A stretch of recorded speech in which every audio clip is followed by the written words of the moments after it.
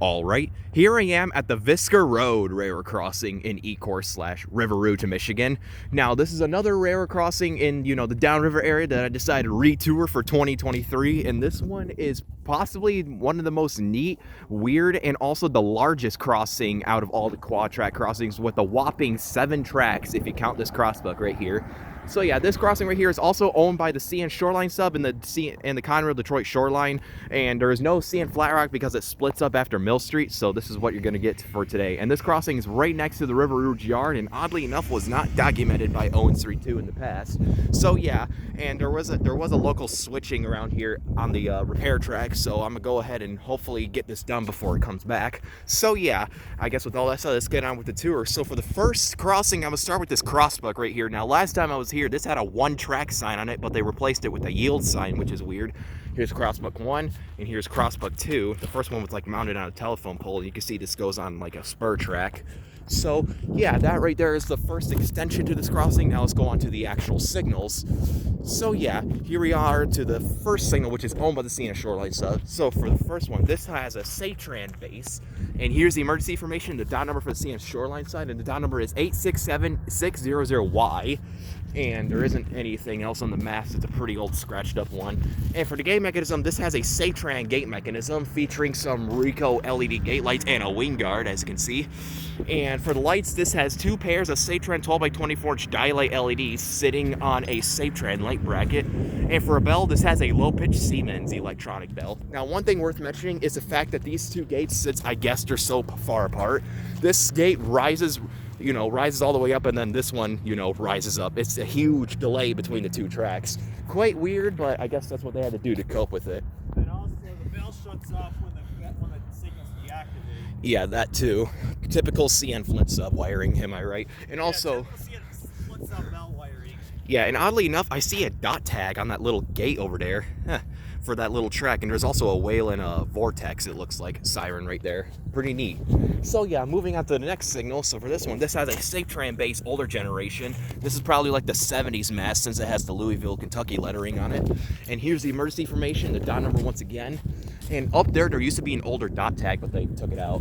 But yeah, and for the lights, this has 2 pairs of Safetran 12x24-inch GE uniform LEDs sitting on a Safetran light bracket. And for a bell, this has a high-pitched Siemens electronic bell, which oddly enough with the wiring, this only rings when there's a train on these 2 tracks. So yeah, but any other train other than that, the backlights only come on when there's like a train on, any of the yard tracks here. So speaking of which, let's go ahead and move on to the next signals on the Conrail Detroit Shoreline. So for the first signal, this one's on the Mainline track. So for the next one, this one also has another Safetran base. And here's the emergency information, the dot number for the Conrail Detroit Shoreline, in which they finally put a dot tag on the signal recently, just since there's been a few changes to here ever since I was last here. And the dot number is 511630F.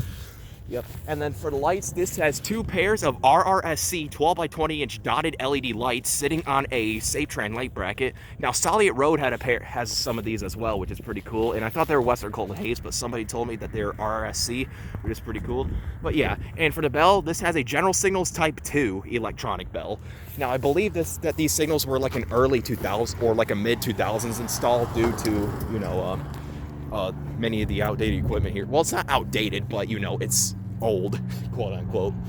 But yeah, moving on to the next signal on the Mainline track. Now, this is very spaced out because these has 2 signals per 2 signals per 2 tracks, which is quite neat. So for the next signal here, so this one has another Safetran base, and this one has no blue tag, but it has a sticker emergency information and an old Conrail dot tag. But yeah, and for the lights, once again, this has 2 more pairs of RRSC 12x20-inch dotted LED lights sitting on a Safetran light bracket. And for a bell, this has a General Signals Type 3 electronic bell, which I believe replaced a dead GS Type 2 in the past, sometime after 2016, I assume. But yeah, so with that said, let's go ahead and move on to the next signals, which these 2 are on the repair track in which that local just went through. So for the next one, this has a Siemens base. Well, that local's collecting some cars, but yeah, and this one once again has no blue tag, but it has the sticker emergency information right here. And for the lights, once again, this has 2 more pairs of RRSC 12 by 20 inch dotted LED lights sitting on a Safetran light bracket. Quite neat to see these here. I bet these are not so common around other areas.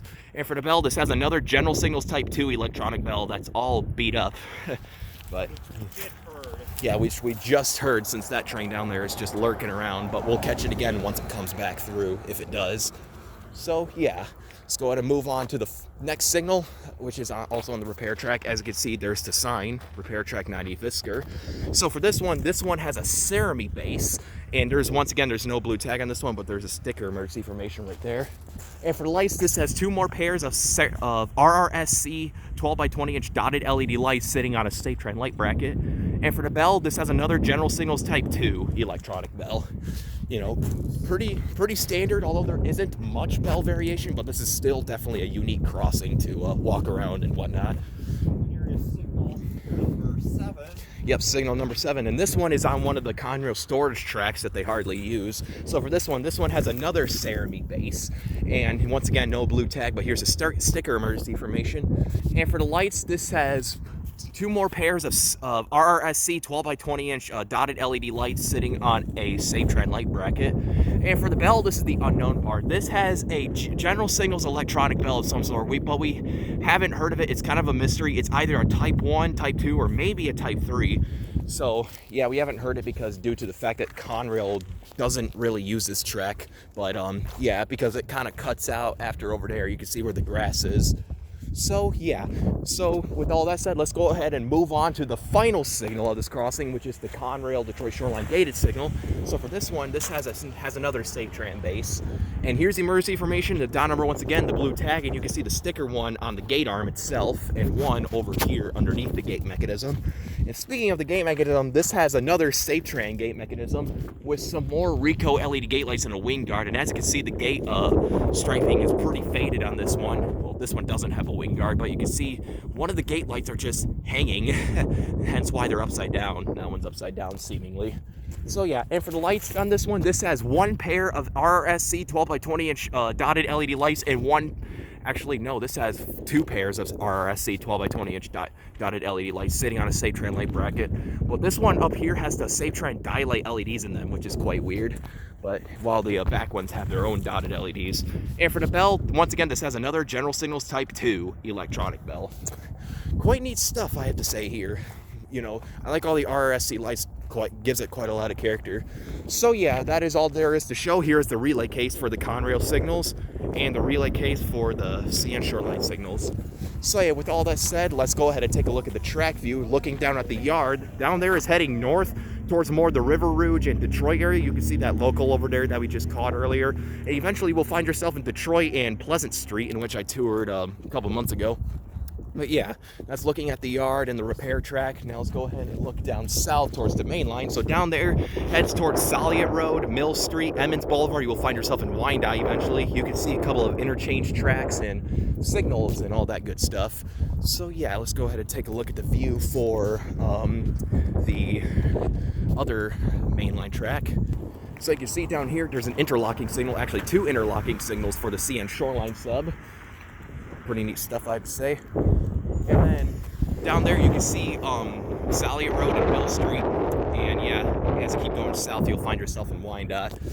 Now let's go ahead and take a look at what it looks like from the shoreline side.